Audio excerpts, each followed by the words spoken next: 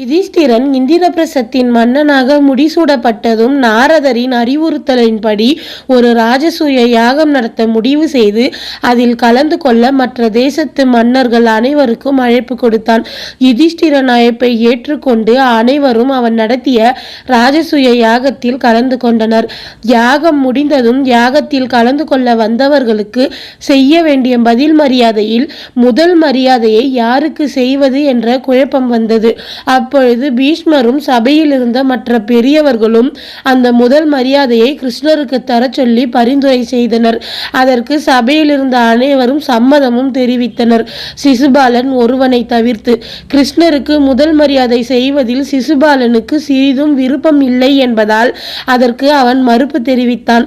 அதோடு துரியோதனனுக்கும் கிருஷ்ணரை பிரிக்காது என்பதால் துரியோதனனை கிருஷ்ணருக்கு முதல் மரியாதை கொடுக்க மறுப்பு தெரிவிக்கும்படி சொல்ல சொன்னான் சிசுபாலன்.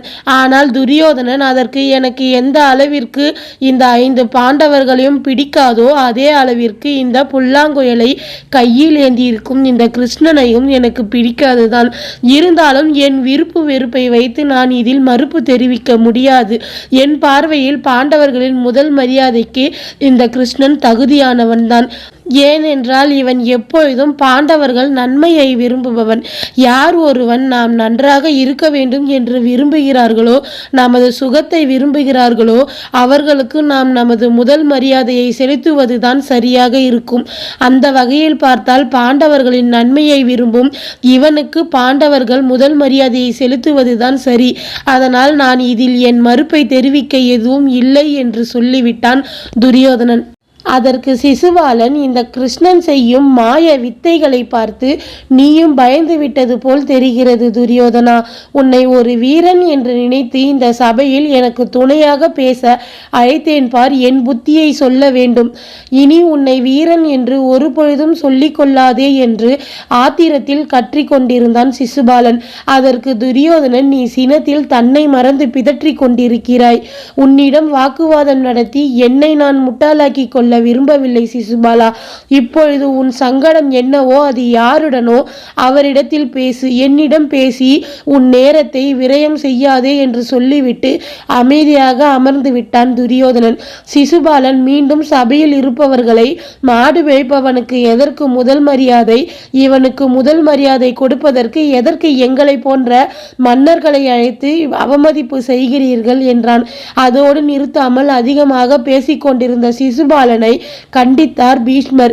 அதனால் ஆத்திரமடைந்த சிசுபாலன் பீஷ்மரை தரைக்குறைவாக பேச ஆரம்பித்தான். சுயம்பரத்திற்காக காற்று கொண்டிருந்த கன்னி பெண்களை கவர்ந்து வந்தவன் தானே நீ. கடத்தி வந்த பெண்களை மணந்து கொள்ள மனமில்லாமல் அவர்களை கைவிட்டவன் தானே நீ. நீ ஆண்மையற்றவன். ஆண்மையற்ற உனக்கு என்ன தகுதி இருக்கிறது என்னிடம் பேச என்று மிகவும் கேவலமாக பீஷ்மரை பற்றி பேசிக் கொண்டிருந்தான். சிசுபாலன் பேசுவதை கேட்டதும் சபையில் இருந்த அனைவரும் அதிர்ச்சி அடைந்தனரே தவிர அவனை தடுக்கவும் இல்லை, அவனை ஏதும் செய்யவும் முயற்சி செய்யவில்லை. ஆனால் அந்த சபையில் இருந்த ஒருவன் மட்டும் சிசுபாலனை எதிர்த்து பேசினான். அவன்தான் துரியோதனன். எங்கள் குல பிதாமகரை பற்றி என்ன பேசினாய் சிசுபாலா நீ? உனக்கு எப்படி இவ்வளவு துணிச்சல் கிடைத்தது? என் தாத்தனை பேசும் அளவிற்கு தைரியம் உனக்கு எப்படி வந்தது? நீ பேசுவதை பார்த்து மற்றவர்கள் அமைதியாக இருக்கலாம். ஆனால் என் தாத்தனை, என் குல பிதாமகரை இனி ஒரு வார்த்தை நீ தவறாக பேசினாலும் நான் அமைதியாக இருக்க மாட்டேன். இந்த மாடு மேய்க்கும் கிருஷ்ணன் உன் தாய்க்கு கொடுத்த சத்தியத்திற்காக நீ அவனை அவமதித்து பேசுவதை அவன் அமைதியாக கேட்டுக்கொண்டிருக்கிறான். ஆனால் எனக்கு அப்படி எந்த ஒரு சங்கடமும் இல்லை. இனியும் நீ எங்கள் பிதாமகர் பற்றி தவறாக பேசினால் நானே என் கரங்களால் உன் உயிரை பறிப்பேன் என்று துரியோதனன் சினம் கொண்டு சிசுபாலனை பேசி அதற்கு மேல் பீஷ்மரை பற்றி ஒரு வார்த்தை கூட சிசுபாலனை பேச விடாமல் அவனை அடக்கி வைத்தான். துரியோதனன் சினத்தை கண்ட சிசுபாலன் பீஷ்மரை பற்றி பேசுவதை தவிர்த்து மீண்டும் கிருஷ்ணரை பற்றி தவறாக பேச ஆரம்பித்தான்.